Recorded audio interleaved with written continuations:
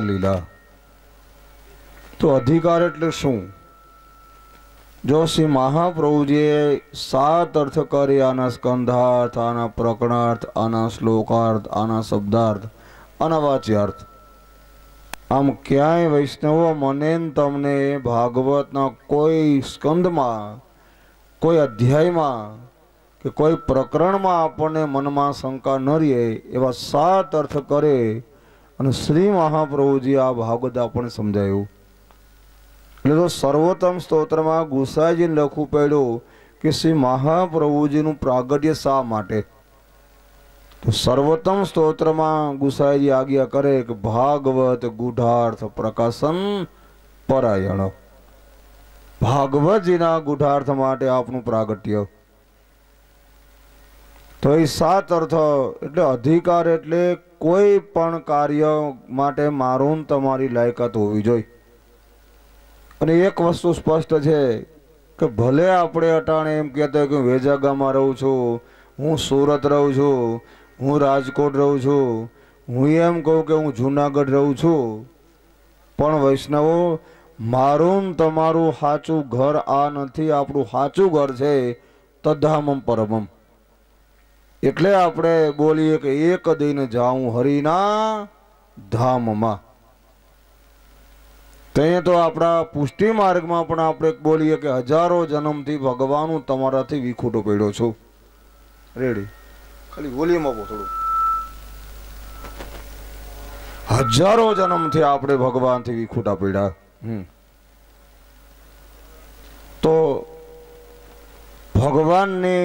ભગવાન પાસેથી આવ્યા છીએ, છેલ્લે ભગવાન પાસે જ આપણે જવાનું છે. તો ભગવાન પાસે જવા માટે કંઈક તૈયારી હશે કે નહીં? એક સામાન્ય આપણે લઈ કોઈના લગ્નમાં જવું હોય તો 2 દી અગાઉ તો ભેગું તૈયાર થવા માંડે બધી. આ ના ભૂલાય ને આ ના ભૂલાય ને. ખાલી લગ્ન 2 કલાકના હોય પણ 2 કલાકના લગ્નમાં તો 2 દી પહેલાની તૈયારી ચાલુ થઈ જાય. તો એક સામાન્ય લગ્નમાં જવા માટે આપણે 2 દિવસથી અગાઉ તૈયારી કરતા હોય તો ભગવાન માટે જવા માટે કોઈ તૈયારી નહીં કરીએ. એટલે આ ભાગવતનો પ્રથમ અધિકાર લીલા. અને પ્રથમ સ્કંદ તમે જોજો, પ્રથમ સ્કંદના અધ્યાય છે 19. પ્રથમ સ્કંદના 19 અધ્યાય, બીજા સ્કંદના 10 અધ્યાય અને 10મા સ્કંદ જ્યારે આપણે લઈશું તો 10મા સ્કંદના અધ્યાય છે 90. એનું કારણ શું? પ્રથમ સ્કંદમાં 19 અધ્યાયમાં પ્રથમ સ્કંદને પૂર્ણ કર્યો સુખદેવજીએ અને બીજા સ્કંદના ખાલી 10 જ અધ્યાય. તો 10 જ અધ્યાયમાં બીજા સ્કંદને પૂર્ણ કર્યોનું કારણ શું? એક શ્રી મહાપ્રભુજી આપણા આચાર્ય ચરણ 51 વર્ષ સુધી ભૂતલમાંથી બિરાજી અને પ્રિયજનો એક આપણને આ રહસ્યો એને સમજાવ્યા છે. બસ તો 19 અધ્યાય પહેલા સ્કંદના એટલા માટે આપ્યા છે કે પ્રથમ સ્કંદમાં વક્તા અને શ્રોતાના અધિકારો આવે છે. સમજજો. જે મેં સવારના સત્રમાં જોયું કે ભાગવતજીના માહિતમ જ્ઞાનનો 6થો અધ્યાય તમે જોજો, એમાં આવે છે કે ભાગવતજીનો વક્તા કેવો હોવો જોઈએ. ભલે નાની ઉંમર હોય કે મોટી ઉંમર હોય, રૂપાળો હોય કે રૂપાળો ના હોય, એની સાથે કોઈ સંબંધ નથી. પણ વક્તાના આટલા તો ગુણ હોવા જોઈએ, આટલા તો વક્તામાં લાયકાત હોવી જાય. ક્યાં ક્યાં? તો એમાં એ માહિતમ જ્ઞાનના 6થા અધ્યાયમાં લખ્યું કે વિરક્તો, વૈષ્ણવો, વિપ્રો, વેદશાસ્ત્ર વિશુદ્ધકૃતમ, દ્રષ્ટાન કુશલો, ધીરો, કાર્યો અતિ નિષ્પૃહ. અમારે વક્તાએ આટલા ગુણ શીખવા જોઈએ. જ્યાં સુધી અને આ સુખદેવજી બાવાની ગાદી છે, યાદ રાખજો. આ કોઈ નાટકનું સ્ટેજ કે આ કલાકારનું સ્ટેજ નથી. આ યોગીઓના ગુરુ આ સુખદેવજી બાવાની ગાદી છે. તો સુખદેવજી બાવાની આંખમાં સ્ત્રી પુરુષના ભેદ નહોતા. આટલી ઊંચી કક્ષામાં રહેવાવાળા આપણા સુખદેવજી બાવા છે. તો એ સુખદેવજી મહારાજની ગાદી. તો આની બરાબર આજના વક્તાઓએ અમારે આની ગરિમા પૂરી સાચવવી જોઈએ. આની ડિસિપ્લિન સાચવવી જોઈએ, આનું શિસ્ત સાચવવું જોઈએ કે આ શું છે ભાઈ. તો એ પહેલા સ્કંદમાં અધિકારો આવે છે વક્તા અને શ્રોતા હોય. તમારે પણ કથા આનું જો સાચો રસાસ્વાદ માનવો હોય તો શ્રોતાઓના પણ કંઈક અધિકારો છે. તો ભાગવત ઉપર તો મહાપ્રભુજીએ 3 પ્રકારના શ્રોતા અને 3 પ્રકારના વક્તા વિભાગો પાડ્યા છે. ઉત્તમ, મધ્ય અને હીન. ઉત્તમ પ્રકારના વક્તા શ્રોતા કોણ, મધ્યાધિકારી વક્તા શ્રોતા કોણ અને હીનાધિકારી વક્તા અને શ્રોતા કોણ. તો હવે વિચાર કરજો વૈષ્ણવો, ભાગવત લખ્યું છે શ્રી વ્યાસ મુનિએ, વેદ વ્યાસજીએ, છતાંય આપણા આચાર્ય ચરણ શ્રી મહાપ્રભુજીએ વ્યાસજીને બીજા નંબરના શ્રોતા જ બતાવ્યા છે. એને વક્તામાં વલ્લભે ગણ્યા જ નથી. લો, ભાગવત લખ્યું ભલે વ્યાસજીએ, પણ મહાપ્રભુજીએ કીધું કે નહીં, પહેલા નંબરના જો ભાગવતના કોઈ વક્તા હોય, પહેલા નંબરના તો સુખદેવજી બાવા. કેમ? સુખદેવજી બાવાની આંખમાં સ્ત્રી પુરુષનો ભેદ નથી. આટલી ઊંચી કક્ષામાં જો જે રહેતા હોય ને, એક જ સુખદેવજી બાવા છે. આમાં કથા આવે છે. વ્યાસજી ભલે ભગવાનનું જ્ઞાન અવતાર કહેવાય, 100% આપણે બધી રીતે હા પાડીએ, પણ વૈષ્ણવો, વ્યાસજીની આંખમાં હજી એટલો ભેદ છે કે આ સ્ત્રી છે અને આ પુરુષ છે, એટલી એને ખબર છે. કેમ? આમાં કથા આવે છે. જ્યારે વ્યાસ મુનિ પોતે યજ્ઞ કરે છે, યજ્ઞની વેદીમાંથી સુખદેવજી બાવાનું પ્રાગટ્ય થાય છે. જો એટલે આપણા મહાપ્રભુજી અગ્નિકુમાર કહેવાય અને એક ભાગવતના વક્તા સુખદેવજી બાવા પણ અગ્નિકુમાર કહેવાના છે.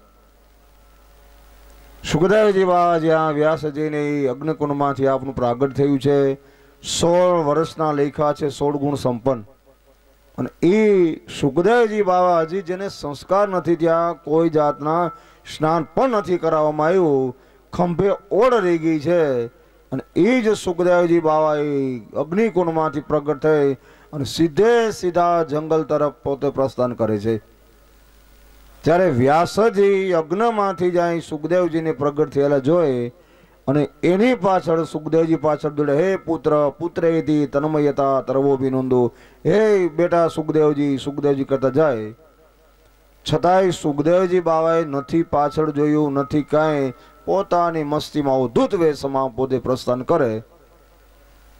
એમાં બઈનું કેવું, સુખદેવજી જંગલમાં જ્યાં વિચરણ કરે છે ને બરાબર જંગલમાં સરસ મજાનું સરોવર છે. સરોવરમાં સ્ત્રીઓ પોતાના કપડા કાંઠે રાખે અને નગ્ન અવસ્થામાં નિર્વસ્ત્ર સ્ત્રીઓ પોતે સરોવરમાં સ્નાન કરે છે. કપડા પહેર્યા નથી એને.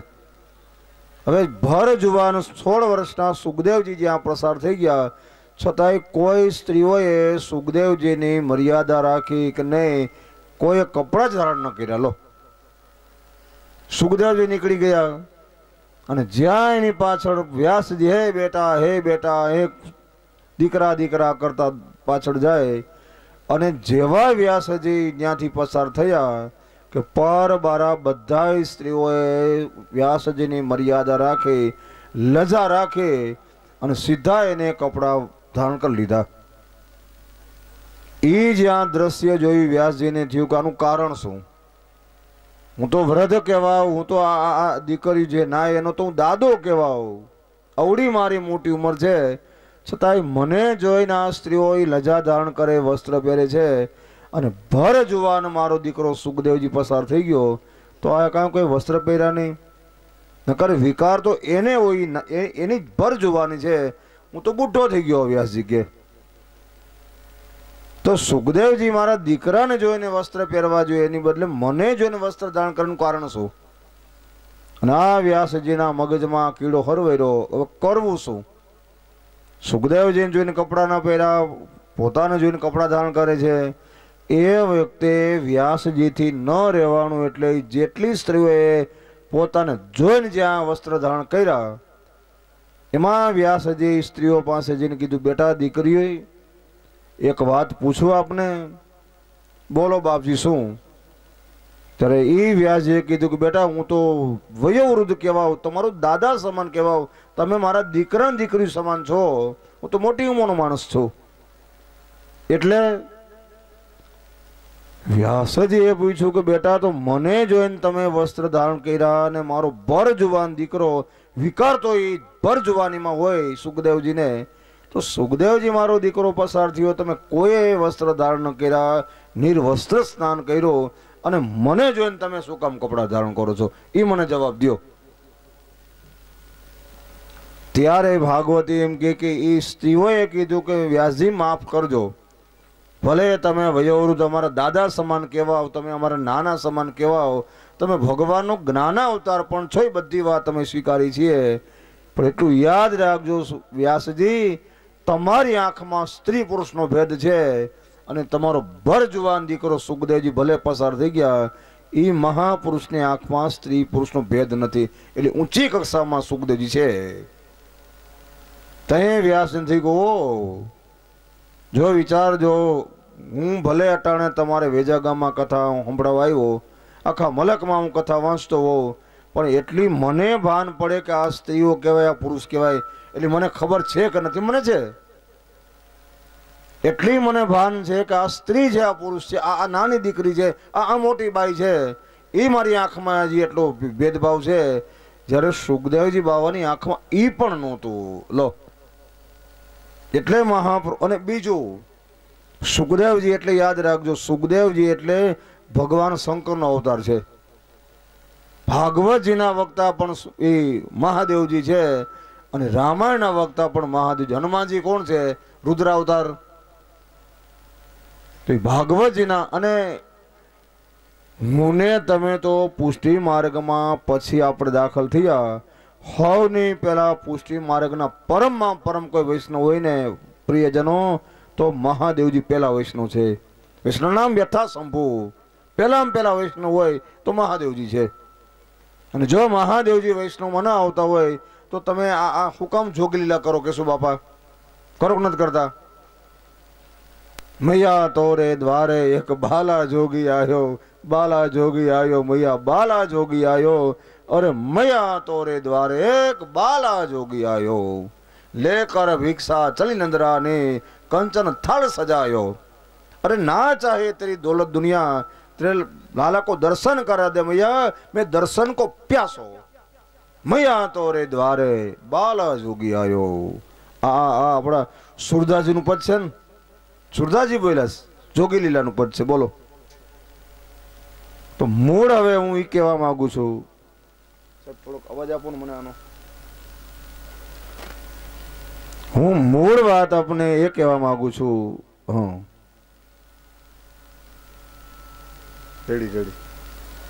કે એ ભાગવતજીનો પ્રથમ સ્કંદ છે અધિકાર લીલા, એટલે વક્તા અને હવે શ્રોતાઓ તમારે પણ યાદ રાખજો. હાલો હવે 3:30 થઈ ગયા, ચા પાણી ને ઘૂંટડી મારીને હાલો કથામાં, એમ નહીં. એ પાર બાર ભાગો કથામાં, એ કથા ઉલટાઓ થાક થાય. શ્રી મહાપ્રભુજી કીધું કે શ્રોતાએ પણ આ રસને ઝીલવા માટે એની પણ કાંઈક પાત્રતા યોગ્યતા હોવી જોઈએ. જો આપણું વાસણ સાફ ના હોય તો દૂધ ફાટે કે ના ફાટે? સારામાં સારું કોઈનું ભગરી ભેંનું દૂધ તમે લઈ આવો, ભલે 100 રૂપિયા લીટર હોય, 100 રૂપિયા લીટરનો ભાવ હોય દૂધનો, પણ વાસણ જો તમારું સાફ ના હોય તો યાદ રાખજો 100 રૂપિયાનું દૂધ તમારું ફેલ થઈ જાય, ફાટી જાય ને. શું કામ ફાટી જાય? વાસણ તમારું સાફ નથી. પછી બાંધવા ના જવાય કે આ દૂધ બગડી ગયું, અરે ડોહીમાનો વાક નહીં, તારું વાસણ ઉટક. વાસણ સાફ ના હોય ને પછી બાંધવા જાય કે આ દૂધ બગડી ગયું. ઓલા ડોહીમાએ કીધું કે બેન દૂધ મારા દૂધનો વાક નથી, તો કે આ ફાટી ગયું ના ફોદા થઈ ગયા, આ દૂધ તારી ઘરેથી લઈ ગઈ. ઓલા માજીએ કીધું કે બેન તમે મારી ઘરે દૂધ લઈ ગયા, દૂધ ફાટી ગયું તમારું, તો કે હા. એ ડોશીમાં કે જો મારા દૂધનો વાક હોય તો તમારી પેલા મોંઘીમાં દૂધ લઈ ગયા હતા મારી ઘરેથી, હાલો તો એનું ફાટી જવું જોઈએ ને. મોંઘીમાં ને બોલે કે માં આવો તા ડોહીમાં આવ્યા ઘરે, શું માં તમારું દૂધ ફાટી ગયું? અરે ડોહીમાં કે બાસુંદી બનાવી, બાસુંદી અમારું દૂધ ફાટ્યું. સરસ મજાના મહેમાન વેવાય આવ્યા, દીકરીના હારા અને સરસ સમાજનો દૂધ પાક બનાવ્યો, એ વાટકા પછી વાટકા પીતા. તઈ ઓલી ગરદણીએ કીધું કે બેન હું એમ કે દૂધ ફાટી ગયું, આ ડોહીમાનું કાં ફાટ્યું નહીં. ત્યારે એ દૂધવાળા બેને કીધું કે બેન તારું દૂધ ફાટ્યું હોય તો મારા દૂધનો વાંક નથી, તારું વાસણ સાફ નહોતું. એ શીખાય વાત. મારે તમારે યાદ રાખજો, આ ભાગવત રસને પીવું હોય તો એના માટે યોગ્યતા આપણી, એટલે ભાગવતનો પ્રથમસ્કંદ અધિકાર લીલા. અને યાદ રાખજો, બ્રહ્મા જેવા એવું આપણા વલ્ભાખ્યાનમાં આવે છે કે શું બાપા? વલ્ભાખ્યાનમાં શબ્દ બોલ્યા ગોપાલદાસ કે મધુ સિંધુની કઈ માખી. મધુ એટલે સાગર. દરિયાને કિનારે માખી જાય અને માખી પોતે દરિયો પીવા બે તો માખીના મોઢામાં દરિયો કેટલો આવે? મને તમે જવાબ દો હવે. હાલો, કેટલો દરિયો પીએ માખી? અરે એક દરિયાના પાણીના એક ટીપામાં તો આખી માખી હમાઈ જાય, પાત પૂરી થઈ જાય. બરાબર. હવે એ દરિયો પીવા જાય તો માખીની હેસિયત હું મને કહું, એની ઓકાત શું પીવાની? ઈ ગોપાલ લખે છે વલ્ભાખ્યાનો ગોપાલદાસ કે મધુ સિંધુનું કહીએ માખી. કોણ? બ્રહ્માજી કે. બ્રહ્માજી એમ કે જગતનો નિયતા એમ બોલ્યા છે કે હું ભાગવત રસ સમુદ્રની એક માખી છું ખાલી. હવે વિચાર દો, એ બ્રહ્મા જેવો જગતનો નિયંતા ખાલી એમ કે ભાગવત રસ સમુદ્રની ખાલી એક માખી છો, તો આ ભાગવતને કોણ સમજી શકે? શ્રી પદ્મદાસજીનું પદ છે લગભગ કે શું બાપા, હું ભૂલતો ના હોતો, કે નહીં કોઈ રસિક આ રસકો. અપદ આવે છે, નહીં કોઈ રસિક આ રસકો. ક્યાં રસકો? વાગધીશ વચના અમૃત કે હદ. અરે કોણ કાઢે કો કસકો? આ છે ને પદ એનું. નહીં કોઈ રસિક આ રસકો. મહાપ્રભુજીની વાણી ગૂઢ ને મૂઢ છે, યાદ રાખજો. ધારો એટલી હેલી નથી, બહુ મહાપ્રભુજીની મર્મગ્ન વાણી છે આપની. તો એ મહાપ્રભુજી આપણે સમજાવે કે ભાગવતને જો માણવું હોય તો એના માટે શ્રોતાઓએ પણ થોડીક તૈયારી રાખવી જોઈએ. અને પરીક્ષિતને શું કામે મહાપ્રભુજીએ પહેલા નંબરના શ્રોતા બતાવ્યું? એક જ કારણ છે કે પરીક્ષિત મહારાજ ગંગાને કિનારે રાજપાટ છોડે, પરિવારને છોડે અને પ્રિયજનો ગંગાને કિનારે માણસ બેઠો બેઠો હાથ દીને હાથ રાત. આમાં નથી એવું ઇન્ટરવલ પીડો ક્યાંય ઉઠાઈ ફરાળ પ્રસાદ લેવા ગયા નહીં. નકર એક વસ્તુ વિચારજો, એ તો રાજા છે ને, રાજા પરીક્ષિત તો રાજા છે.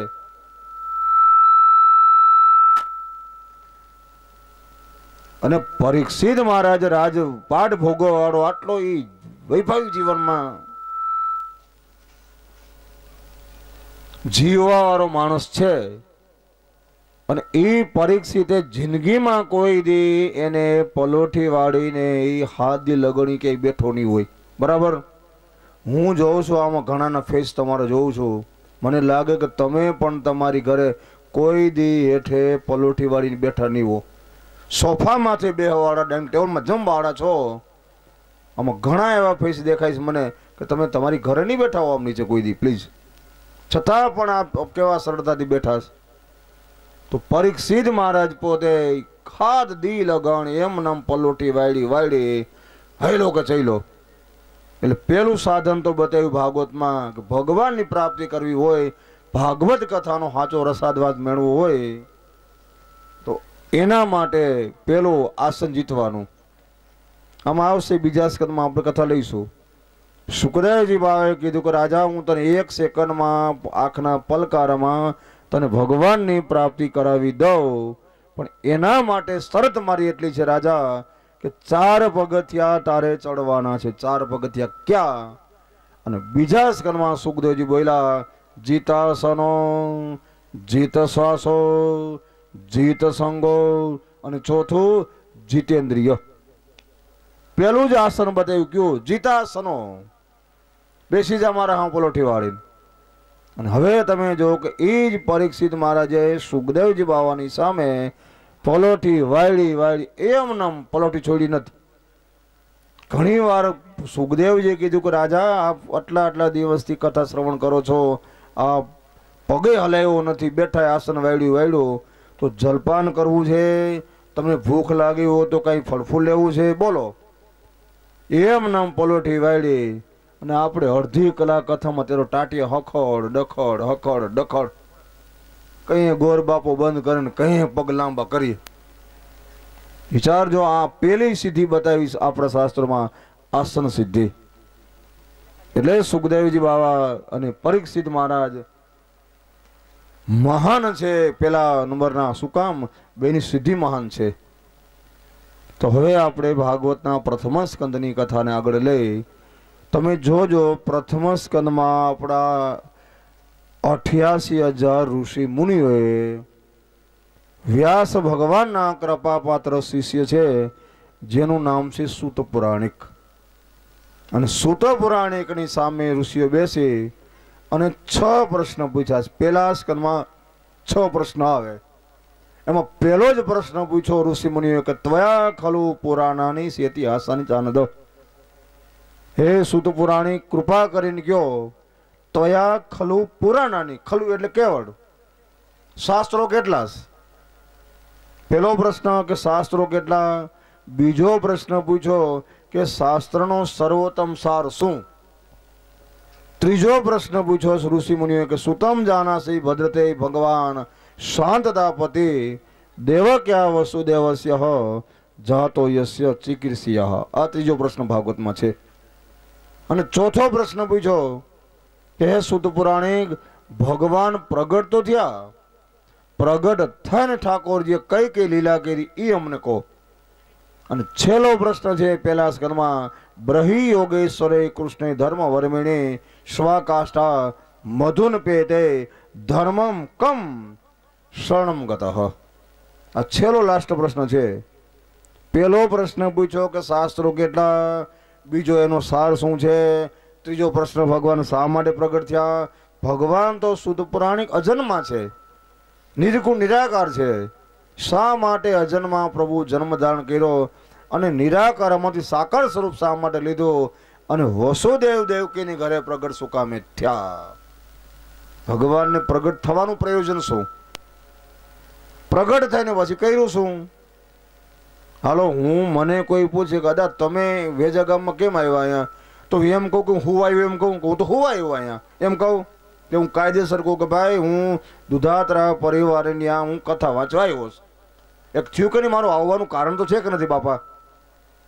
કે વેજા ગામમાં આવ્યો તો કંઈ ફરવા તો નથી જઈ હું અહીંયા. એક જવાબદારી મારી માથે છે કે મારે સપ્તાહ વાંચવાની છે.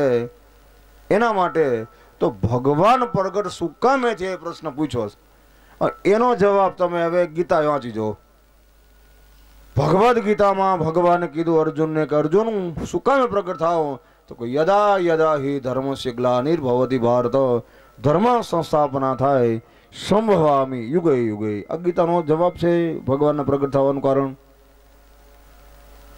અને છેલ્લો પ્રશ્ન છે કે ભગવાન જ્યારે સ્વધામ પધાર્યા હે સૂત પુરાણિક, પછી ધર્મ કોને શરણે ગયો? ધર્મી ભગવાન નથી ભૂતલમાંથી બિરાજતા, તો ધર્મ કોને શરણે ગયો? આવા પહેલા સ્કંદમાં 6 પ્રશ્ન. અને યાદ રાખજો વિષ્ણુ, આ 6 પ્રશ્નની ઉપર આખે આખી આવડી ભાગવત રૂપી મોટી બિલ્ડિંગનું ઘડતર થયું, એનું ચણતર થયું. પણ મુખ્ય સમજવાનું કે જો પ્રશ્ન ન પૂછ્યા હોત ઋષિ મુનિ આવા, તો પછી આ આપણને જાણવા ન મળત. અને એક નિયમ છે કે વિદ્યાર્થી શિક્ષકને જો પ્રશ્ન ન પૂછે તો સાહેબને ખબર ના પડે કે આને હું સાંભળવું છે. પ્રશ્ન કરો તો ખબર પડે ને કે તમારે શું સમજવું. મને યાદ છે ગોવિંદરાય બાવાનો તો નિયમ હતો કે શું બાપા, ખાસ ગોવિંદરાય બાવાનો તો એક એની મહાનતા હતી કે ગમે જ્યારે બાવા પધારતા એટલે પરબારું વચનામાં ચાલુ ના કરે. બાવા પરબારું ના કરતા. ગોવિંદરાય બાવા આમ જોઈને કે વૈષ્ણવ કંઈક પૂછો, કંઈક પૂછો. હવે આપણે જ્યારે પ્રશ્ન પૂછીએ ને એ પ્રમાણે એને ખ્યાલ આવે કે આ શ્રોતાઓ બાલ મંદિરના છે, પ્રાઇમરીના છે, હાઈસ્કૂલના કે કોલેજના. કારણ કે પ્રશ્નમાંથી ખબર પડે કે આ કયા પ્રકારનો ખ્યાલ આવે કે ના આવે. પણ તમે વાંચજો ગોવિંદરાય બાવાના 3 પુસ્તક છે ને વચનામૃતના, સુધા ધારા, સુધા બિંદુ અને ત્રીજું સુધા સિંધુ. એમાં બાવા આવી ચોખવટ ગોવિંદરાય બાવા કરે છે. ગોવિંદરાય બાવા કે આજ સમાજમાંથી વક્તાને અને અમને ધર્મગુરુને સમાજ તરફથી પ્રશ્ન પૂછવામાં આવે છે. 3 પ્રકારના પ્રશ્ન પૂછે છે આજનો સમાજ. શું? એક, નથી જાણતા અને જાણવાની જિજ્ઞાસા એ પ્રશ્ન પૂછે, ખબર જ નથી અને એ જાણવા માટે એક પ્રશ્ન પૂછે, એ જરૂરી છે. ખબર ના હોય ને પૂછો તો ખ્યાલ આવે કે ના આવે, એક એ પ્રશ્ન છે. નથી જાણતા અને જાણવાની જિજ્ઞાસા એ પ્રશ્ન પૂછે. બીજો ભાવ કે પ્રશ્ન એવો પૂછે કે આ વક્તા તો વાંચવા આવ્યો, કથા વાંચવા, આ મહારાજ તો પધારે હાલીને કેટલાકમાં છે કે તળિયું તપાસવા, બાબા કે અમારી પરીક્ષા કરવા પ્રશ્ન પૂછે લ્યો. આઈ એમ સમથિંગ. હવે જાણવાની જિજ્ઞાસાથી પ્રશ્ન પૂછો તો બરાબર છે કે કાંઈક જાણવા મળશે, પણ આપણી હોશિયારી, આપણી મહાનતા બતાવવા, આપણી કંઈક જાણકારી બતાવવા પૂછો તો એમાં કઈ અભિમણશે? શું હાથમાં આવે? કઈ ના મળે. અને ત્રીજો બાવા એમ કહે છે કે પ્રશ્ન એ પૂછાય છે કે હાલને આપણે 3 કલાક કાઢવી છે, હાંજ તો પાડવી છે, ગમે એમ કરીને હાંજ પાડવી છે, વાળું તો હાંજે થાય. તી કે આયલ ને હવે ગોર બાપર માથું ખાવું કથામાં જઈને, મહારાજ પધારે તો મહારાજને પૂછશું કાંઈક. હવે હાવ હરામ કાંઈ જીવનમાં ઉપયોગી ના હોય એવા પ્રશ્ન લગભગ આજના સમાજમાંથી અમને વક્તાઓને અને ધર્માચાર્યોને લગભગ આવા પ્રશ્ન પૂછે છે. મારો તો અનુભવ કહું છું આ કેશુ બાપા, હું ભગવાન જાણે ગામો ગામ કથામાં જાઉં ને આ ઇન્ટરેસ્ટ બહુ માણસોના 2 પ્રશ્નના છે. શું? પહેલું તો લગભગ અમને ગામો ગામ પ્રશ્ન શું પૂછે કે અદા શ્રવણના મા બાપનું નામ શું હતું? શ્રવણના માવુનું નામ. એટલે હું તો કહી દઉં કે ભાઈ મને ખબર નથી. હવે આપણે હુકમ તણેકા કાઢો બાપા, 2 દુડા કહી દઈએ આપણે, 2 દુડા મારા હાલ તારા તણેકા જા. ખબર નથી. શ્રવણના મા બાપનું ખાલી રામાયણ મેં વાંચી તો રામાયણમાં લખ્યું અંધો નથી લખ્યા છે. શ્રવણના મા બાપનું નામ નથી આપ્યું. શું હતું? તપસ્વી લખ્યા, તપસ્વી છે, અંધો નથી લખ્યા. પણ એટલું ચોક્કસ એને કહું કે ભાઈ શ્રવણના મા બાપનું નામ જે હોય, પણ એટલું હું તને કહું કે શ્રવણ જેવો દીકરો પાક્યો હોય ને તો એના મા બાપ મહાન હોય. ફાઇનલ વાત છે, બરાબર કે નહીં? તો ધરાવીણ ધાન નીપજે, અરે જેની માં હોથલ બદલવી હોય, હો ફળદ્રુપ જમીન હોય ને તો તમારું બી વાવો તો કિંમત થાય. ખારા પાટમાં તમે કિંમતીમાં કિંમતી બી વાવવા જાઓ ને કાંઈ તમારા હાથમાં ના શું આવે મને કહો? જમીન જ તમારી ખારો પાટ કયો ને તમે કહેશો શું કયો? ખારો પાટમાં શું થાય? કાંઈ ના થાય ને. જમીન ફળદ્રુપ હોય તો તમારું ફસલ સારી થાય. એમ શ્રવણ જેવા વૈષ્ણવ દીકરા જો પાયકા હોય તો મા બાપ મહાન હોય, એટલું ફાઇનલ, એટલું કહું એને. બરાબર હું કહું? એવો દીકરો કઈ પાકે. અને બીજો પ્રશ્ન ભગવાન જાણે બધે હું ઇંતજારી છે. બીજો પ્રશ્ન શું પૂછે અમને એ કે અદા રાવણની માસી નામ શું હતું? હું કહું તારે લગ્ન કરવા એની હારે તારે કરવા હોય તો કહો હાલ તને. હવે રાવણની માસી મૂકીને જે હોય, રાવણની માસીની આપણે જરૂર નથી જાણવાની, જીવનમાં ક્યાંય ઉપયોગી નથી થતો. માસીની જરૂર છે આપણે જાણવાની. ભગવાનની માસી હતી પૂતના, એ જાણો કૃષ્ણની. એ આમાં ભાગવતમાં આવે, અવિદ્યા એટલે પૂતના. હવે રાવણની માસી જે હોય, હવે એ રાવણ પોતે રાક્ષસ છે તો એની માસીમાં પછી શું કહેવા પણ હોય? જો આવા પ્રશ્નથી કઈ નહીં આવડે, ખાસ સમજવું એટલા માટે ચર્ચા કરું છું આપણી સામે. કંઈક જાણવા મળે એવા પ્રશ્ન. એટલે આપણા આ ઋષિ મુનિઓએ જે ભાગવતમાં પહેલા સ્કંદમાં પ્રિયજનો 6 પ્રશ્ન પૂછ્યા અને 6 પ્રશ્ન એવા બહુ ઇન્ટરેસ્ટિંગ છે, એટલા ઇંતજાર વાળા છે, એટલા જરૂરી છે જીવનમાં કે ઘણું એની પાછળ આપણને રહસ્ય ખોલવાનું. એટલે હવે જે ઋષિઓએ 6 પ્રશ્ન પૂછ્યા એ સૂત પુરાણિક બહુ પ્રસન્ન થાય, કીધું ઋષિઓ તમને ધન્યવાદ. શતામજી ઓમ સરદા, જે આપે પ્રશ્ન પૂછ્યા હવે હું તમને જવાબ દઉં, સાંભળો. એક જે સ્કંદમાં એના જવાબ દે. હવે સૂત પુરાણે કીધું કે આપે જે ઋષિઓ મને પ્રશ્ન પૂછ્યા જાણવાની ઇંતજારીમાં, આવી જ એક વાર ચિંતા વ્યાસજીને થઈ હતી. વળી ઋષિ મુનિએ કીધું મહારાજ વ્યાસજી ભગવાનનો જ્ઞાન અવતાર છે અને વ્યાસજીને ચિંતા કઈ થઈ, વ્યાસજીની ચિંતા કોને દૂર કરી, કેમ કરી? હવે એ અમને કથા સંભળાવો તો અમારે સાંભળવીશ. જો આવા શ્રોતાઓ જ્યારે તમે અમને પૂછો ને કાંઈક તો અમને મજા આવે. હવે ગોર બાપો કથા ચાલુ કરીને વાહ એ સરસની મૂંગ ચાલુ થઈ જાય, તો શું થાય? ઝોલા આવે, મને ઝોલા આવે, કથા કીર્તનમાં મને ઝોલા આવે, તો કઈ નહીં મળે. તો હવે જે ઋષિઓએ પ્રશ્ન પૂછ્યા અને જવાબ સૂત પુરાણે કીધે, પણ આવો એની પહેલા 2 મિનિટ માટે થોડીક પ્રભુની ધૂન બોલાવું છું. બધાય તાળી પાડીને ભાવથી ધૂન બોલો, ભાવથી. આવો. બોલો વલ્લભ વિઠ્ઠલ ગિરધારી શ્રી યમુના જુગી બલિહારી. બોલો વલ્લભ વિઠ્ઠલ શ્રી યમુના જુગી બલિહારી. હા જય યમુના શ્રી ગોવર્ધન નાથ. હા જય યમુના શ્રી ગોવર્ધન નાથ. હા જય યમુના શ્રી ગોવર્ધન નાથ. હા જય યમુના શ્રી ગોવર્ધન નાથ. હા મહાપ્રભુ શ્રી વિઠ્ઠલનાથ. મહાપ્રભુ શ્રી વિઠ્ઠલનાથ. બોલો મહાપ્રભુ શ્રી વિઠ્ઠલનાથ. બોલો મહાપ્રભુ શ્રી વિઠ્ઠલનાથ. બોલો વલ્લભ વિઠ્ઠલ ગિરધારી શ્રી યમુના જુકી બલિહારી. બોલો વલ્લભ વિઠ્ઠલ ગિરધારી શ્રી યમુના જુકી બલિહારી. બોલો વલ્લભ વિઠ્ઠલ ગિરધારી શ્રી યમુના જુકી બલિહારી. બોલો વલ્લભ વિઠ્ઠલ ગિરધારી શ્રી યમુના જુકી બલિહારી. બોલો વલ્લભ વિઠ્ઠલ ગિરધારી શ્રી યમુના જુકી બલિહારી. બોલો વલ્લભ વિઠ્ઠલ ગિરધારી શ્રી યમુના જુકી બલિહારી. બોલો વલ્લભ વિઠ્ઠલ ગિરધારી શ્રી યમુના જુકી બલિહારી. બોલો વલ્લભ વિઠ્ઠલ ગિરધારી શ્રી યમુના જુકી બલિહારી.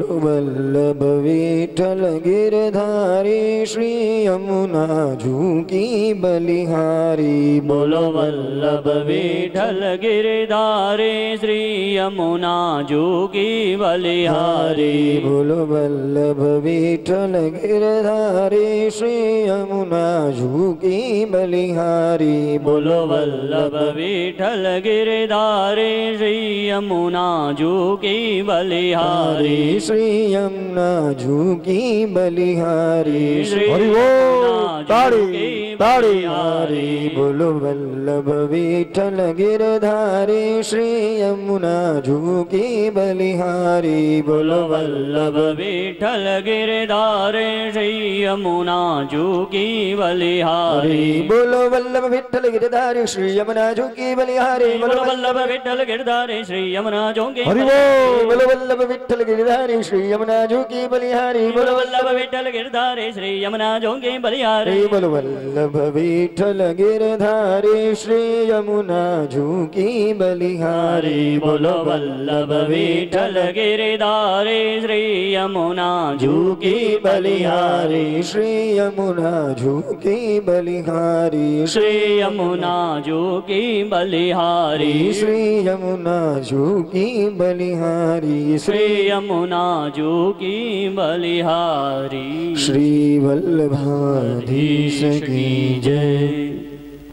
શ્રી સૂત મને જાણવાની જિજ્ઞાસાએ જે પ્રશ્ન પૂછ્યા, આવા જ એકવાર વ્યાસજીને ચિંતા થઈ હતી.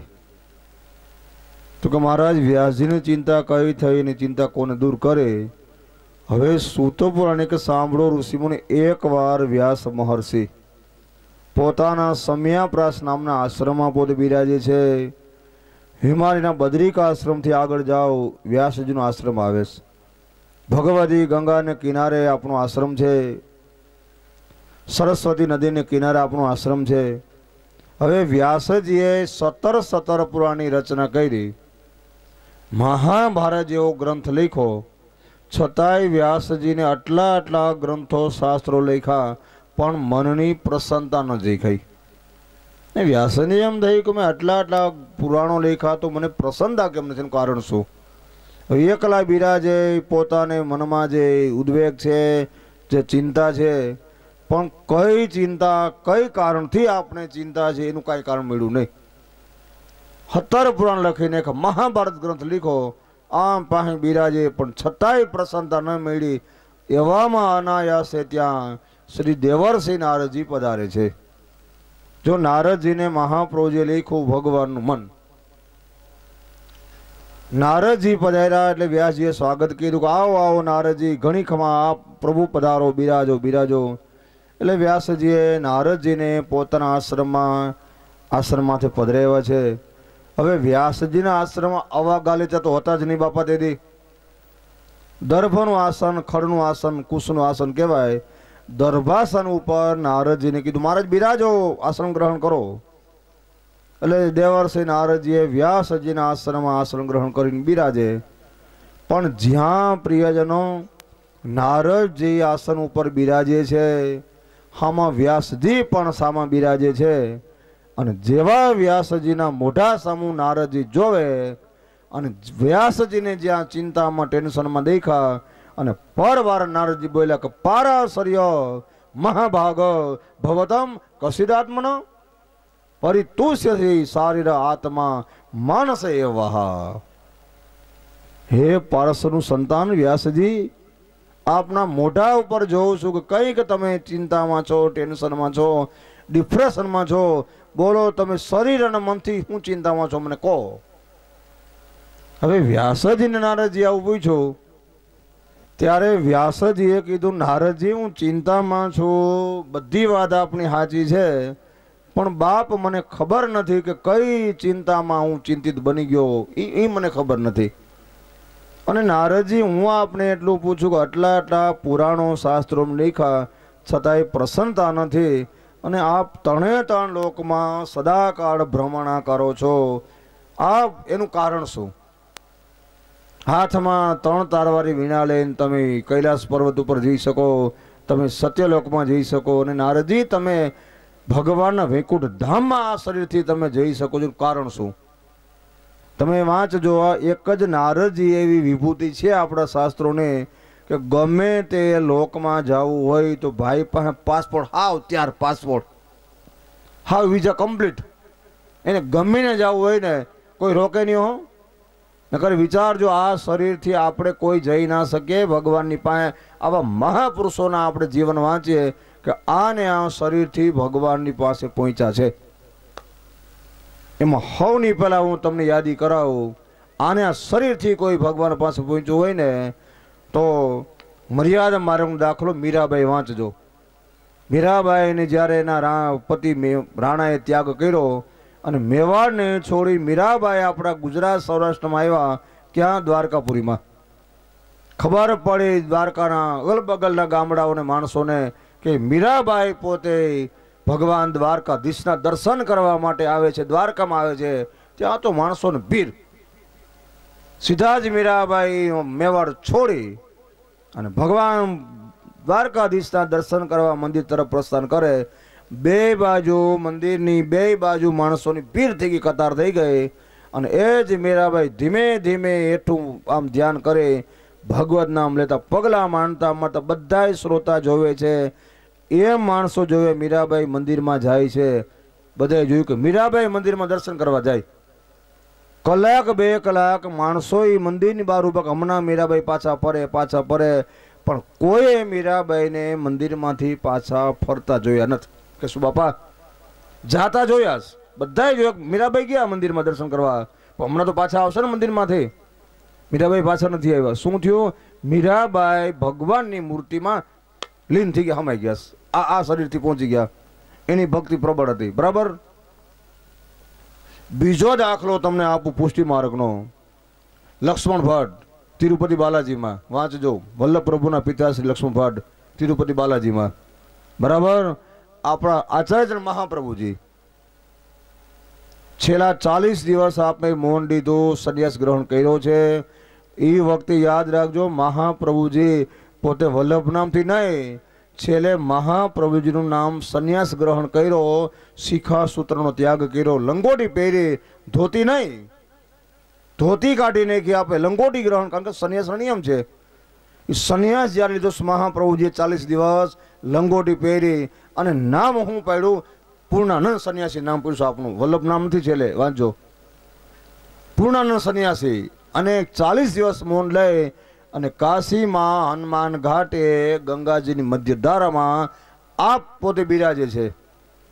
ખબર પડી વખતના વૈષ્ણવ સમાજને કે શ્રી મહાપ્રભુજી સંન્યાસ ગ્રહણ કરે અને આસો વ્યામ લીલા કરવાના જીસધામમાં પધારવાના. ત્યારે વૈષ્ણવ ઇતિહાસ એમ બોલે કે એટલા માણસો ત્યાં છેલ્લા દર્શન કરવા માટે લાલાયતી છે.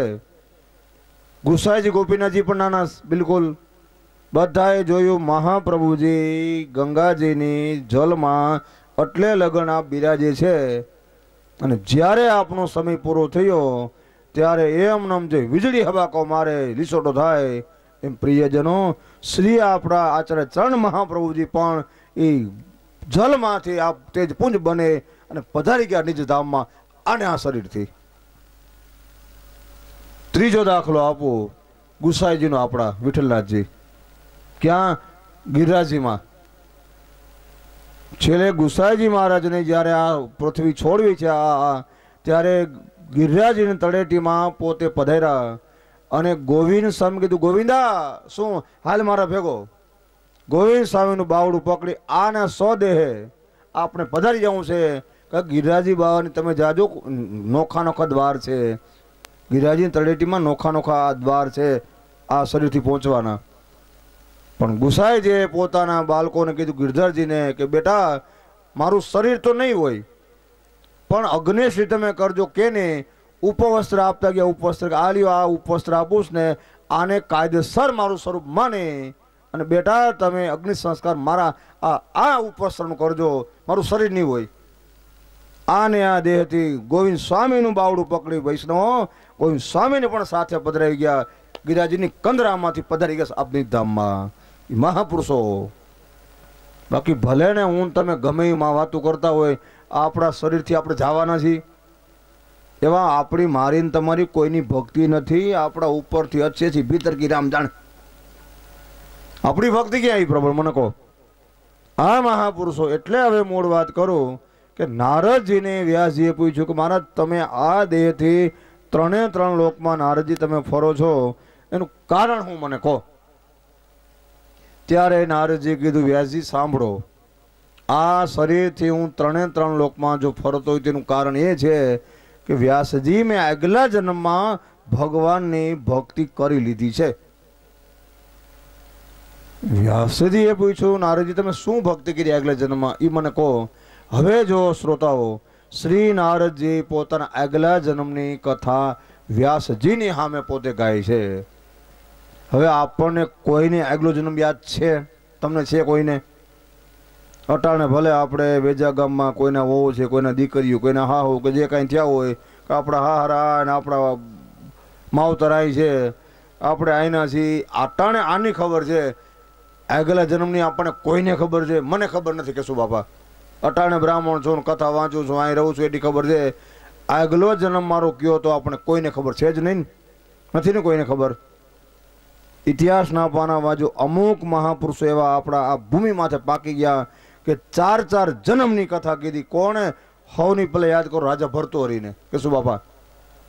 રાજા ભરતોરીએ કીધું કે પહેલા જુગમાં રાણી તું હતી પોપટીને, અમારે પોપટ રાજા રામના, બીજા જુગમાં બ્રાહ્મણી. એ 4 જુગની વાત રાજા ભરતોરીએ પોતાની સ્ત્રી રાણી કોણ પિંગલા સામે બોલ્યો છે માણસ. એ 4 જુગની કથા કીધી. એ જ ભાગવતમાં દેવર્ષિ નારદજીએ કીધું, સાંભળો વ્યાસજી, આગલા જન્મમાં કોણ હતો? અહમ પુરા તુતે ભવે વેદ વેદી વેદાસ. હે વ્યાસજી, આગલા જન્મમાં હું હતો દાસી પુત્ર. બ્રાહ્મણ કુળમાં મારો જન્મ થયો અને અહમ ચ બ્રહ્મત કુલે ઉપવિશ્ય. આગલા જન્મમાં અહમ પુરાત તે ભવે ભવ મુનિ દાસ્યસ્તુ કસ્યાદ્ર વેદવાદિનમ. આગલા જન્મ વ્યાસજી સાંભળો, હું બ્રાહ્મણ કુળમાં મારો જન્મ થયો, બ્રાહ્મણનું સંતાન છું. મારી માનો એકનો એક દીકરો, લોતો દીકરો. મારે પરિવારમાં કોઈ નહીં, કાકાની કાકેની, કુટુંબની, કબીલાની, ફઈની કોઈ નહીં. ખાલી એક મારી માં. મારા પિતા પણ છે નહીં. હું 5 વર્ષનો હતો. મારી માની સાથે હું રહેતો. પણ એવી ગરીબાઈ હતી વ્યાસજી અમારે કે અમે બ્રાહ્મણ છીએ છતાં મારી માને અમારા જ ગામની અંદર એક શ્રીમંત બ્રાહ્મણનું પરિવાર, શ્રીમંત બ્રાહ્મણનું જે ઘર છે એના ઘરનું મારી માં કામ કરતા, દાસીપણું કરતા, અને વ્યાસજી બધાય મને દાસી પુત્ર કહેતા. દાસી પુત્ર નથી, બ્રાહ્મણ સંતાન છો, પણ ગરીબાઈ વશ મારી માને એ શ્રીમંત બ્રાહ્મણના ઘરનું કામ કરવું પડે એટલે દાસી પુત્ર તરીકે મને ઓળખે બધાય. એ મારી માં એના ઘરનું કામ કરે. એવામાં એવું બન્યું વ્યાસજી એક દિવસ શ્રીમંત બ્રાહ્મણને ત્યાં 4 ભગવતી વૈષ્ણવો જેને કહે સનત કુમારો પધારે છે. એ 4 સનત કુમારોને આગમન થયું બ્રાહ્મણને ત્યાં. ત્યારે એ શ્રીમંત બ્રાહ્મણે મારી માને કીધું કે આ 4 જે ભગવતી વૈષ્ણવ પધાર્યા છે ને એનું આપ આગતા સ્વાગતા કરો, એને હાચવો, એને આપ ધ્યાન આપો. એટલે 4 મહિના સુધી એ ભગવતી વૈષ્ણવ રોકાણા. એની સેવા મને મારી માને મળી. ચાતુર્માસ ગાળવા નીકળેલા 4 સંત કુમારો વ્યાસજી 4 મહિના સુધી સવારમાં એને જે જોઈ, ભલે હું 5 વર્ષનો હતો પણ સવારના પોરમાં એના માટે સંધ્યા પૂજાની વસ્તુ જોઈ, જંગલમાંથી દર્ભ છે, પુષ્પ છે, હું લાવી દેતો. એ 4 ભગવતીઓ સંધ્યા પૂજા કરી લેતા. પછી એને જે બપોરે ભોજન કરવા જોઈ તો ભોજનની બધી તૈયારી કરતો. હું પતરાવડીમાં એને હું ભોજન કરાવતો. 4 મહિના સુધી ભોજન કર્યું. અને એ ભગવતીઓ જ્યારે ભોજન કરી લેતા ને વ્યાસજી, એની પતરાવડીમાં ઉચ્છિષ્ટમ લેપવાનું મોદિત હો. મહારાજ 4 મહિના સુધી ભગવતી વૈષ્ણવ નામને અધરામૃત બૈલા. જો આ ખાસ સમજજો, શાસ્ત્રમાં તો ચોખ્ખી મનાય છે કે કોઈનું હેઠું જૂઠું ખવાય નહીં. અને એવું મન થઈ જાય. પાપી માણસો, સંસારી માણસોનું આપણે હેઠું ખાવ તો આપણી બુદ્ધિમાં સંસાર જ આવે ને. એટલે આપણા પુષ્ટિ માર્ગની એક મહાનતા છે કે જો ગમે ત્યારે બાવાની ક્યાંય તપેલી હોય, બાળકો પધારતા હોય. કારણ કે હું તો કાયમી ધોરણે જુનાગઢ અમારે નવનીત બાવાની પાસે રહેવાળો છું. કે શું બાપા, જામનગર વાળા વૃષણ બાવા એના લાલ જે જેતપુરમાં છે બાલુ રાજા, એના મોટા ભાઈ નવનીત બાવા જુનાગઢ, સૌથી મોટા વિઠ્ઠલનાથજી જુનાગઢ. એ નવનીત બાવા ભેગું કાયમ ફરવું. હું જુનાગઢ હોઉં ને કે શું બાપા, એટલે ફ્રી હોય એટલે બાવા મને ખબર નહીં, હેઠે બાવાની મોટર આવી જાય. મને કે શાસ્ત્રીજી હાલો આપણે જવું છે કેશોદ, આજ માળિયા, આજ આમ, આજ રાજકોટ. બા ભેગું બહુ ફરું હું જુનાગઢ. એ હું અનુભવથી કહું કે બાળકો ભેગો જાઓ અને જ્યારે બાવા ભોજન કરી લે, ભલે 2 થાય, 1.5 થાય કે 3 થાય, પણ ભોજન કરી લે એટલે વૈષ્ણવ રાહ જોઈને બેઠા હોય કે કઈ બાવા ભોજન કરીને અધરામૃત મળે. એક આપણા પુષ્ટિ સંપ્રદાયમાં એક છે, એક આપણી ગરિમા, એક આપણી ભાવના છે કે કોઈ પણ બાવા, માનો કે અહીં તમારે કોઈ બાવા પધારતા હોય, જય વલ્લભ બાવા હોય કે કોઈ પણ બાલક પધારે, તો જે સમજે છે વલ્લભકુળનું મહાત્મ્ય, એટલે એ બાળકોનું અધરામૃત, એને અધરામૃત કહેવાય, જૂઠણ કહેવાતું નથી. શું અધરામૃત? કે બાળકો ભોજન કરી લે, અધરામૃતની કણિકા મળી જાય ને તો એ આપણો બેડો પાર થઈ જાય. નારદજી આવું લખે ભાગવતમાં કે વ્યાસજી 4 મહિના સુધી ભગવતી વૈષ્ણવના અમને અધરામૃતનું અમને લાભ મળ્યો છે. એનું જૂઠાનું શિષ્ટ અમને મળ્યું.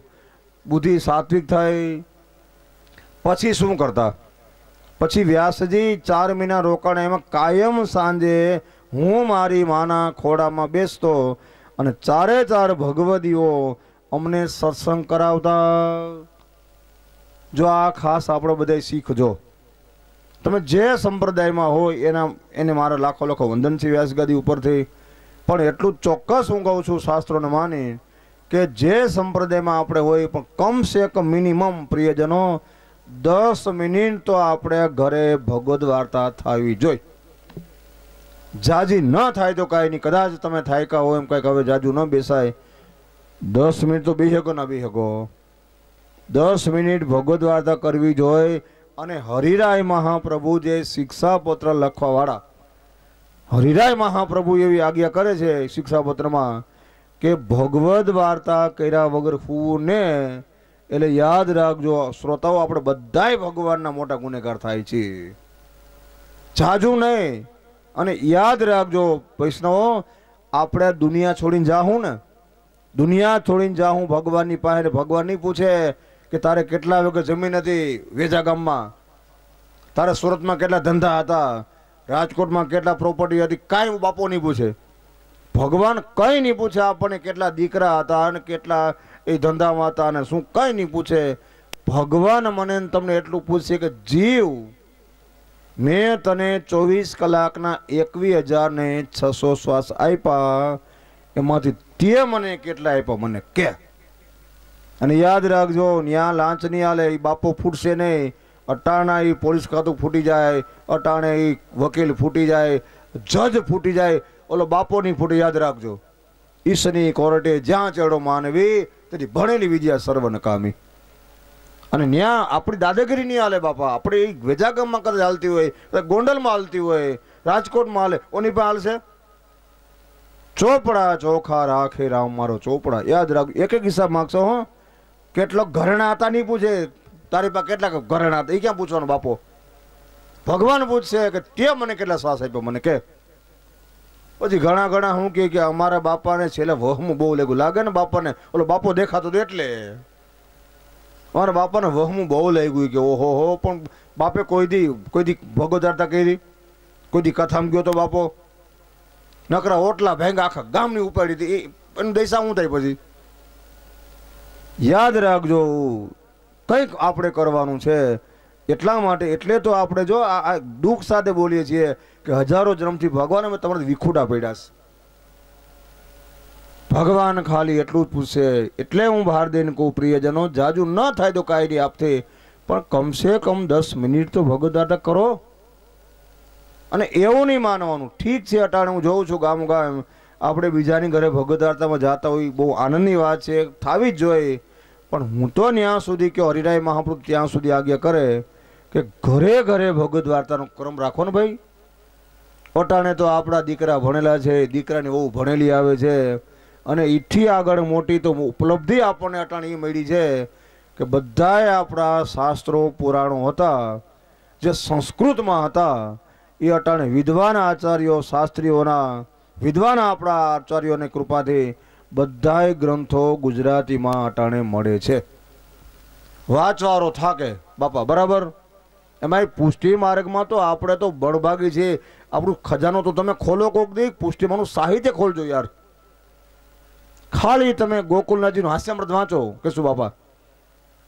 ગોકુલનાથજી હાસ્યામૃત એટલો આનંદ તમને કરાવે. ગમત સાથે જ્ઞાન આપ્યું ગુસાજીના ચોથા લાલ ગોકુલનાથજી, એનું પુસ્તક છે પુષ્ટિ મારા નામ છે ગોકુલ હાસ્યામૃત. છે કે નથી?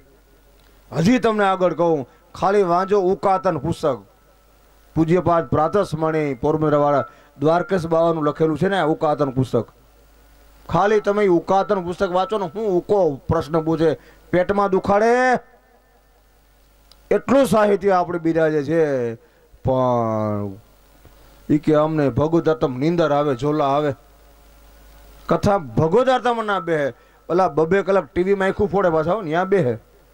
2 કલાક ટીવી જોતો ત્યાં નીંદર કેમ તમને આવતી કયો? કમસે કમ જાજુ નથી કહેતો, 10 મિનિટનો ક્રમ રાખજો. ભગવદ્વાર્તા જરૂરી છે બહુ આપણને, તો આપણા આ બાળકોમાં સંસ્કાર પડશે. નકર યાદ રાખજો, બહુ ભયસ્થાન છે. ભવિષ્ય એવું ભયંકર બનશે કે આપણા છોકરા સિનાજી બાવા કોણ છે એની ખબર નહીં હોય. પછી પૂરું વૈષ્ણવ હોવા છતાં આપણા બાળકોને જો આપણે આ પોષણ નહીં આપીએ, આનું જ્ઞાન નહીં આપીએ, તો બાળકોને ખબર નહીં પડે કે આપણું સાહિત્ય શું છે. આ ઈ નારદજીએ કીધું કે વ્યાસજી 4 મહિના સુધી સનંદ કુમારોની સામે બેસી મારા ખોડામાં માના, અને મહારાજ અમે ભગવદ્વાર્તા સાંભળી. 4 મહિના એ પૂરા થઈ ગયા. 4 સનંદ કુમારો વિદાય લીધી છે. હવે હું ને મારીમાં 2 છીએ. એમાં એક દી વ્યાસજી કેવું બન્યું, આ બધોય અમને આનંદ તો મળ્યો. હવે જો મહારાજ અમારા જીવનમાં જેને કહેવાય દુઃખના મંડાણ થયા, દુઃખના પાસા ચાલુ થયા. કેવા? એક દિવસ એકદા નિર્ગતા ગેહાદુસી ના પીસી. વ્યાસજી એક દી મારી માં બરાબર પોતે ગાય દોવા જઈશ ગૌશાળામાં. હાથમાં દોહની છે, દોવાનું પાત્ર છે, વરસાદ ચાલુ, અંધારું છે. એમાં મારી માં હાથમાં દોહની લઈ અને ગૌશાળામાં જ્યાં ગાય દોવા જાય છે એમાં રસ્તામાં એક સર્પ હતો, અને સર્પની ઉપર મારી માનો પગ પડ્યો, સર્પ ડૈસો અને જ્યાં સર્પ કડ્યો ન્યા મારી માનું શું થયું? કાલ ચોદિત. વ્યાસજી એ જ ક્ષણે મારી માં મૃત્યુ પામી, હરિશરણ થઈ ગઈ. હું 5 વર્ષનો હતો, મારી માં મૃત્યુ પામી. મને કોઈ કીધું કે નારદ તારી માનું મૃત્યુ થઈ ગયું, પણ વ્યાસજી હું તમને ચોખ્ખી વાત કરું છું, જરાય મને મારી માનું મૃત્યુ થયું દુઃખ ન થયું. હવે તમે વિચાર તો કરજો, 5 વર્ષના છોકરાની માં મરી જાય, એને આગળ પાછળ કોઈ નથી, તો આપણે ગુજરાતી કહેવત છે ને, એને ઊંચે આભ નીચે ધરતી, કોઈ નથી, એને કોણ છાનું રાખડું મને કહો? છતાંય નારદજી આવું બોલ્યા કે વ્યાસજી મારી માં મૃત્યુ પામી, લેસ માત્ર મને એનું દુઃખ નથી થયું, શોક નથી થયો. શું કામ? ઓલી ભગવત વાર્તા કાયમ આવીશ. જો એટલે હું ભારતીને કહું ભગવત વાર્તા કરશું ને તો આપણને આપત્તિની અંદર હગાવાલા કોઈ બચાવશે ને, યાદ રાખજો. પિતા કહે પુત્ર મારો, સાસુ કહે જમાય, અરે નારી કહે સ્વામી મારો, પણ જ્યાં સુધી દેશો તમે કમાય અને શ્વાસ સુધીની સગાઈ, શરીરમાં ચેતના હોય તો આપણને બધા ભાઈ ભાઈ કરે, નકર કોઈ આપણે હાચવા નથી. છેલ્લે યાદ રાખજો, હગા કોઈ નહીં થાય. છેલ્લે હગા કોણ થાય? સાચા સગા શ્રી નાથજી એ હાચું. ભગવાન સિવાય યાદ રાખજો આપણો હગો કોઈ નહીં થાય ભાઈ. બધા એનો સ્વાર્થ હોય, સ્વાર્થ હોય. ઓલા ગામડામાં કેશું બાપા, ઓલા ગામડામાં ડોહીમાન બાપા મરતો શું કે વિવાહ જેવું લે. ડોહીમાન બાપા માણા નહોતા, લગભગ આ શબ્દ બોલે એ કે તો ખવાય ખવાય વિવાહ જેવું હતું. અરે પણ ડોહીમાન બાપા તો માણા લખ્યા નહીં. ડોહીન બાપાના ડોહીમાં મારે શું કે વિવાહ જેવું. અને જુવાન દીકરો મરી ગયો હોય તો આખું ગામ શોકમાં ડૂબે કે નહીં? એમાં સ્વાર્થ જુઓ. અચાનક જુવાન દીકરો ગુજરી જાય તો આખું ગામ કકડાટ કરતો હશે, અરે ભાઈ પેઢી ઉપર વી ગયો, ઓહો ઓહો, બધાય કકડાટ કરો. એમાંય સ્વાર્થ. અચાનક દીકરો ગુજરી ગયો હોય તો રાડો રાડ થઈશું, પણ એકનો એક દીકરો હોય વૈષ્ણવ અને 10 વર્ષ સુધી ખાટલામાં પડ્યો હોય, એને પડખા ફેરવા પડતા હોય, એને તમારે એક એક કોળિયો ખવડાવવો પડતો હોય, એના બાવડા પકડવા પડતા હોય, અરે એકને એક દીકરાની માથે રાતે જાગવું પડતું હોય, તો 10 વર્ષ એની માં સેવા કરે, બાપ કરે, એની ઘરવાળી કે ઘરવાળો સેવા કરે કોઈ પણ માણસનો, તો 10 વર્ષમાં કંટાળી જાય. તો છેલ્લે શું કહે? ભગવાન એ છૂટીને આપણે છૂટીએ. બોલો કે ના બોલો મને કહો? દીકરો છે કેમ તમે આ શબ્દ બોલો? એ છૂટે આપણે છૂટીએ. યાદ રાખજો, કાયમી કોઈ કરી શકે નહીં. કાયમ માટે કોણ કરવાનું? કોઈ ના થાય. સ્વાર્થ. એમાંય ડોહીમાન બાપા હાવ બેઠા બેઠા રોટલા ખાતા હોય તો કયો વિવાહ જેવું, તો કયો ને. પણ હજી ડોહીમાં તમારા ભાણા ઉટકી દેતા હોય, હજી રોટલા ઘડી દેતા હોય, હજી બાપા તમારું પાણી વારી દેતા હોય, તો હું કે 5 વર્ષ બેઠા હો તો સારું હતું. એ ડોહીમાં બાપા ને ત્રોતા કેને રોજ હો, ઓલા કામને રોજ. એટલે છેલ્લે લખાણો આપણા શાસ્ત્રમાં, કોઈ કોઈનું નથી રે કોઈ. આ યાદ રાખજો. એ નારદજી બોલ્યા કે મારી માની ઉત્તર ક્રિયા કરી, મને દુઃખ ન થયું. એક નારદજી ભાગવતમાં હું બોલ્યા, એની માં ગુજરી ગઈ. અને એક અમારે જુનાગઢ બોલ્યા છે નરસિંહ મહેતા, એના સ્ત્રી મરી ગયા ને, ત્યારે નરસિંહ મહેતા બોલ્યા કે ભલું થયું ભાંગી જંજાળ, સુખે બસો શ્રી ગોપાલ. એ માણસ બોલ્યા સાવ શબ્દ લ્યો. નારદજીએ કીધું કે મહારાજ એટલે એ મારી મને ઉત્તર ક્રિયા કરી, ઉત્તર દિશા તરફ અમારી મમતા છૂટી ગઈ કે મમતા ન રહે.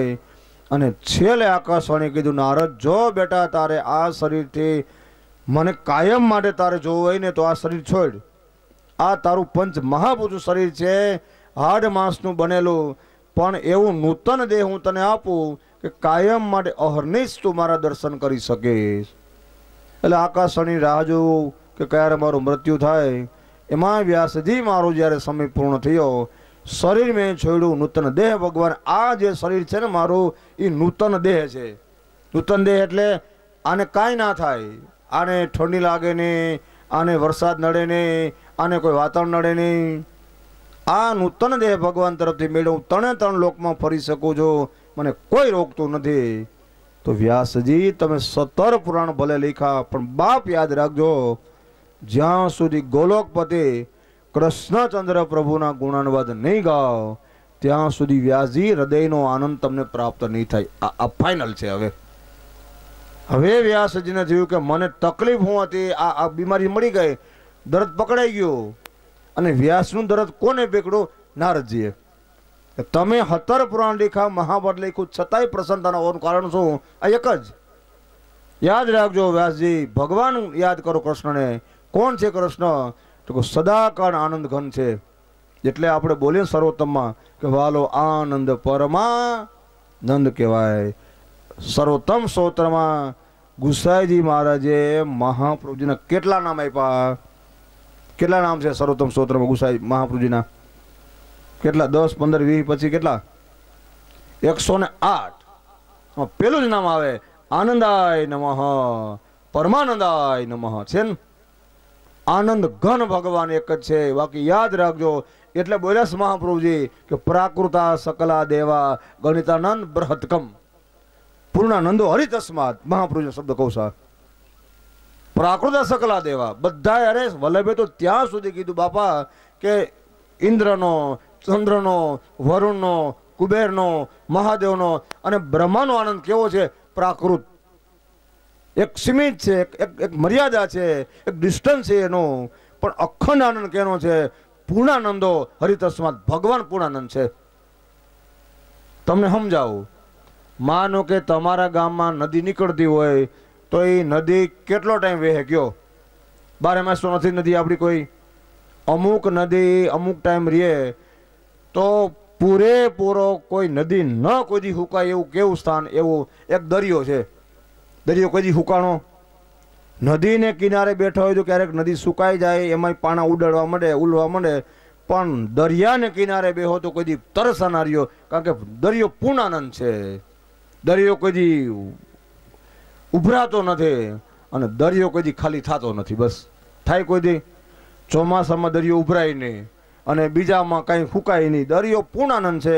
દરિયામાંથી તમે એક ગાગર પાણી કાઢી લ્યો તો દરિયો અધૂરો નહીં થાય, અને એક ગાગર પાણી નાખો દરિયો છલકાય નહીં. પૂર્ણાનંદ છે. બસ સિદ્ધ ભગ્ન.